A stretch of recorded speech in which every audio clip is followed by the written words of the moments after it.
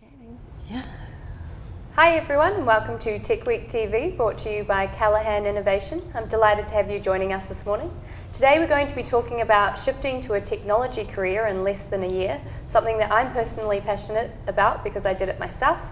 And joining us for this wonderful session is Kylie Jackson, Deputy Director at Signal ICT Grad School, Jessica Wren, Professional Services Delivery at Datacom, and Julia Pye, Business Analyst at Methodist Mission Southern. Hi ladies, how are you doing? Hi. Good, thank you. Thanks. Yeah. So let's talk a little bit about why each of you decided to shift into a technology career. There were a few different reasons why I chose to make the move, but I think my biggest motivator was my daughter. I was a single parent when I decided to do the shift program, and I wanted a stable and fulfilling career ahead, so tech industry made sense. How did you learn about the tech industry? I saw a couple of advertisements in the paper and on the back of a bus, and that sort of got me thinking about it. It came to me really. Mainstream marketing still works, amazing. Why did you get into technology? Well, I originally started in engineering, which was kind of a passion of mine. I am a techie girl at heart, and then over, say, about a 20-year career, I kind of meandered my way up into management. And I actually was ready to just start stretching my brain again. So I was kind of done with the people management side of things, which was great, but ready to do something different. So just, ICT seemed like quite a natural fallback to move into. Yeah. For me, I've got quite a diverse background across adult education, ecotourism, sales and marketing, hospitality. I did do some tech study when I first left school in my undergrad degree, and tech really is the future. For me, with my role, it's letting people like these two ladies know what's out there, helping them find a pathway into technology, and letting them know just how many different areas they can get into, and that not all tech careers are about coding. Can you talk a little bit about the SHIFT program, what it is and the types of things that it covers? Sure, so SHIFT is a one-year postgraduate diploma, and it's designed to bring people from any degree background into a tech career. So anyone who's in the industry understands that the tech industry needs more people. We need more people that have got a range of different skills and experiences to create products that mean something for all of the users. And with SHIFT, the difference is that it's really industry focused. We work closely with industry right throughout the program. The SHIFT learners get a chance to meet industry employers right from day one, and that then translates into really meaningful project work and placement work and employment. Awesome. I guess for each of you what were some of the things that you kind of took away from the program that really had an impact on your careers today? Do you want to start? Yeah. For me, it was the fact that I can actually learn and self-teach almost anything when it comes to the technical field. There is just such a wealth of information out there. So there was, amazing lectures that we went to. There was presentations that came from local industry people. There was YouTube and Google, amazing learning facilities. So just that whole, if you actually try and you really focus on something, we can do it. It was great to learn that. I learnt that you can bring your past into your future, so I drew on a lot of my previous experience in other roles and took those skills into my new career. So I don't feel anything I've ever done was wasted or a useless use of my time. That's a really good point. I think a lot of how careers used to run is you had a career and you just kind of went for it and you built your way up and you became an expert. Whereas I think now in today's day and age, and especially with the future of work coming in and technology and obviously this growing industry, people are able to sort of compound their experience and their passions, and so they get to go. So for me, for example, I sort of went from hair and beauty into roading and civil, and then went into technology, and then my future plan is sort of to get into maybe urban planning, psychology and writing. So those are my passions, and I know that in every single one they will all be like fueled and powered by technology because I kind of did that first. Can you talk about that, kind of the value of the compound and the intersection of your past experience moving into your kind of future and present? you can elaborate a little bit more on your past experience? My past experience, so I was a radiation therapist and I ended up working for a radiotherapy software company, and I had no real technical knowledge at that stage apart from really specialised knowledge in my field. And it sort of piqued my interest and made me realise that I'd quite like to know how things worked, and I knew that would be something that would never stop either. Technology is forever changing and growing. Awesome. So yeah, that sort of must have started my journey towards tech. Yeah, and for me it is just probably the growing knowledge that technology is the future of the workplace. So when I was at Spates and we went through a massive rebuild, and we went from a really manual, laborious process in terms of brewing the beer to something where the guys literally sat in front of computer screens. And it was quite a cultural change to go through, but it actually is the future of the workplace. If you want to be doing things smarter and faster and more efficiently and safer, technology is where it's at. So for me, going from being like an end user of that kind of software to wanting to actually design it and make sure that when it goes in it is done well and effectively, that's probably what kind of drives me. For me, I think one of the key skills from all of my previous careers is the customer-centric nature of technology.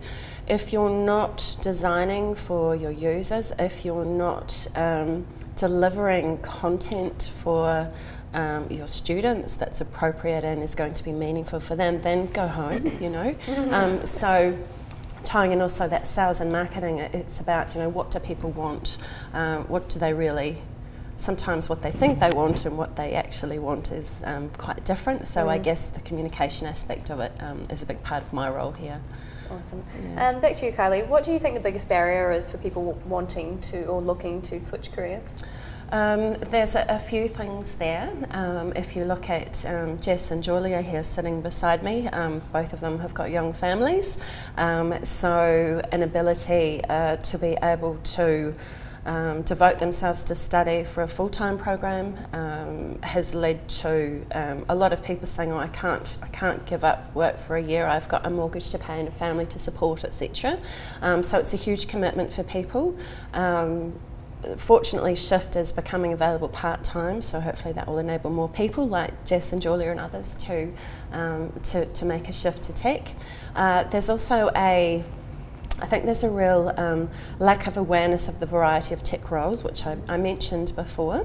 And there's also some stereotypes, which if you're in the tech industry, you know, they're totally false. But to the average person, they often think that someone that works in IT, sits in a dark room, doesn't communicate with humans unless it's through their keyboard, and is, I guess, a little bit socially awkward when, you know, look at these two here, anything but. I'm very capable in a technical aspect, but also bringing those soft skills with them. So people need to be aware that all of those skills are important, and there really is a place for everybody. It is quite interesting. I think a lot of people think that technology is about the technical aspect, but then, you know, the adage that we have in the technology industry is that, well, you can build it, but people won't come to your product. So you do need to sell it, you do need to market it, you do need to be customer-centric and have customer support. And even in my role, like, I'm a community manager, an introvert, but still a community manager. So just dispelling some of these stereotypes. And my job is to bring people together and understand how to provide them value and connect them. So I think there's a wide range of roles available to everyone from every background. And it's just a matter of, like, how do we kind of get their foot in the door and give them the skills and experience, and then they can kind of really flourish in that. Yeah. Okay, so let's have a look. Julia, what was your biggest concern before you took the leap, and has the risk paid off? Oh, pretty much in line with what Kylie just referred to. It was the financial side. So I went from being on a reasonably comfortable salary and, you know, living a reasonably good champagne lifestyle, shall we call it, to actually having to put that all on hold and live on a student allowance. And that was the trickiest and the biggest challenge for me, because I've got two little girls.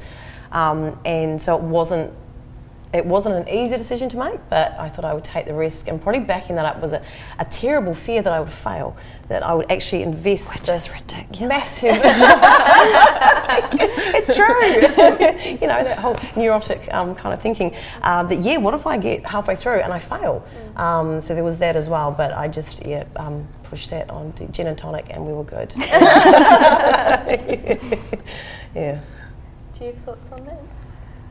Can you repeat the question, please? Yeah, what was your biggest concern before you took the leap, and has it paid off? No, I laughed at Julia because mine was the same, was that I would fail. We're very similar in our personality types, just have very high expectations, self-expectations. Yeah. Clearly we both didn't. Yeah, but it was a fear. It was a real fear. Yeah. A comment from each of you. Why would you recommend that people move into a technology career outside of kind of what we've already discussed?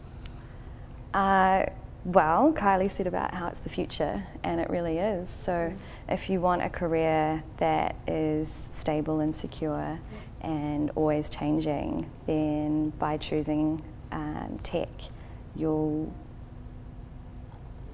be in that bubble. Yep. Yeah, and I did probably because I think it will be fun. It's a really vibrant sector, so you have a lot of people thinking differently and doing different stuff. There's a lot of experimentation, you know, a lot of burgeoning businesses that are coming and doing different things. There's so much innovation. It's creative and you're fun. Yeah.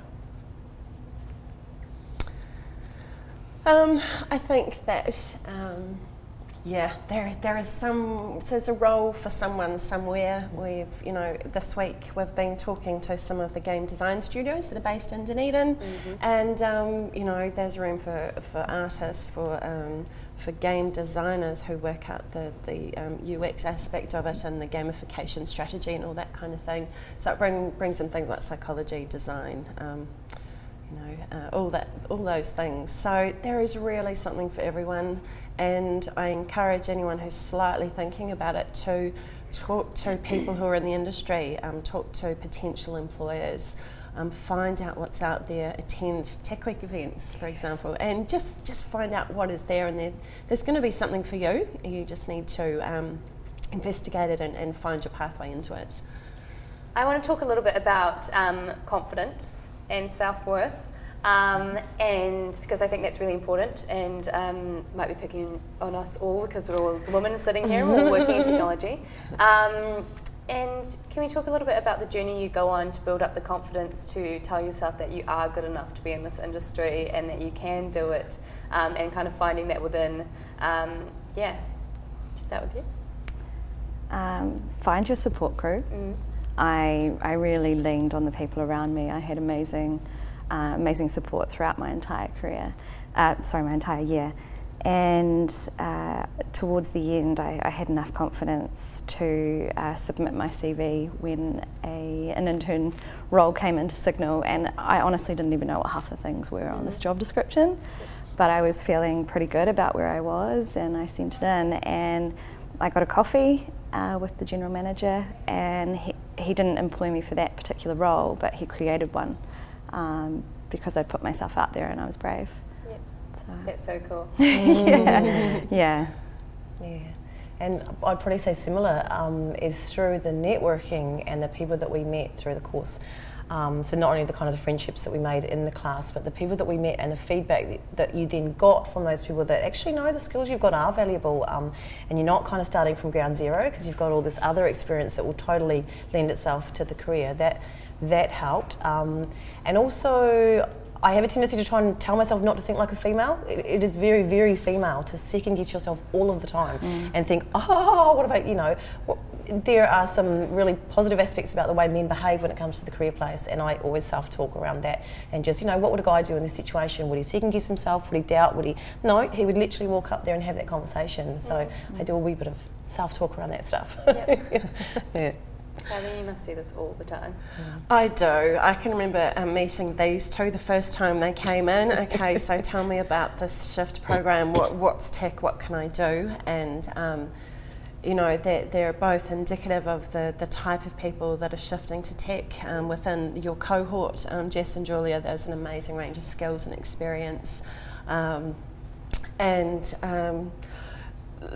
the whole thing of putting yourself out there, of making those connections, of backing yourself and never feeling that, oh no, you're not good enough to go and talk to so-and-so at whatever company or in whatever position. Don't ever think that. Everyone is a person, and what I love about the tech industry is everyone is so communicative, they're so supportive. They've all been starting out, they know where you're at, if that's the point you're in, and you know, just embrace that positivity, use your networks, build your networks, and just be brave. Yeah, I echo that. Yeah. I think people are people at the end of the day, and one thing I do love about the tech sector is that everyone has, it's almost you're given a right to be yourself, whatever that looks like. Even if you're a self-identified geek, or you know you really like really weird stuff, or you just like building things, you can do whatever you want, and I think that's really the freedom and flexibility of it. Okay, so what I would like to know is something that you've like self-taught yourself, maybe using YouTube or any other means, because you know it's wonderful to be able to do your shift course, but I'm a big fan of like lifelong learning and continuing to upskill. So yeah, what's a medium and the thing you learned on the medium? It can be as weird as possible, or not. I'm gonna have to think on that for a second. So the first project that we did with Signal was to build a website, a conference website, which was a team project that I then took on as an admin for the rest of the year. And so kind of learning all about building websites, and I then built another couple for family members that have got little businesses, so that was cool. And then I taught myself Python in a couple of weeks during my internship, just because I needed to have it for that particular project I was working on. So having that ability to, I suppose, specifically technical stuff for me was awesome. Yeah. Yeah. I taught myself how to use Adobe Illustrator. Cool. So I'd never used the Adobe suite before, and it was another group project that I was actually with Julia in. Yeah. And we started with an open source free version, which was horrific. And so we had to fork out and pay for Illustrator. And it was a steep learning curve, but definitely proud that I gave it a go. For those of you at home that want a tip, if you're a student or a teacher, you can actually get a major discount on the Creative Cloud, which is what I have. Kylie? For me, coming from a more traditional media and communications background, I've had to dive right into digital marketing, and it's a really exciting area that's changing so quickly, and we're fortunate to have some contacts who help us out with that, and just learning from them and learning how quickly things change, and how to be able to shift your approaches quickly as well is something that I've really taken from this role and been able to get into. Awesome. I taught myself marketing from YouTube, actually, Nice. which is quite cool. Just keep watching videos and learning about stuff. Then I'd go build things, and then I'd come back and iterate. It was quite a cool journey. Yeah. And lastly, we're just close to wrapping up here, is what are the top 3 skills you'd recommend people moving to the tech career should develop? Start with you. Resilience. Mm-hmm. Oh, that was mine. It's a good one. That was a good one. Probably tenacity as Oh, well. that was my second one. Are you How did you know that was serious? my Are we top the same 2? person? Resilience and tenacity. We did not the next concur. one? I only say the had next 2, I one was on only up 3 to and 2. see if it's the same. Or are we just a total cliche? Okay. Maybe we are. One. Oh no, I haven't thought of it yet. Okay. Can I have her third one before she says it? Sure. What about root cause analysis? Oh, well, That was not going to be mine. It's not a skill, but it's like a strength that you can have in terms of like, what am I building and why am I building it? So to Kylie's point earlier, what does the user need versus what are they saying they need? And actually developing, speaking out, you know, going under the whole, like, this is what we think we are doing and what are we really doing? What do we need to do? Okay, must be Kylie's turn. Yeah. the third one. Oh, I really don't know. I've got so many. It's really hard to pick one. Kylie, you go, and then I'll go. I'm going to lead off with communication. Tech is about people. What we build, and tech is for people. It's about improving people's lives. So communication is key to all of that. It's key to to establishing your career and to furthering your career once you're in industry as well. Yeah, that's my biggest one. I also was going to mention resilience and tenacity, because there's no rule book, there's no manual, and I think a real desire to be curious, to get into things, to find out what you can do. Never be afraid to back yourself. Curiosity is my favourite one. Yeah, you definitely need to be curious. And thinking outside the box. Yeah, I think you also need to be quite empathetic, because technology is for people, so you need to keep people at the centre of everything that you're creating. Awesome.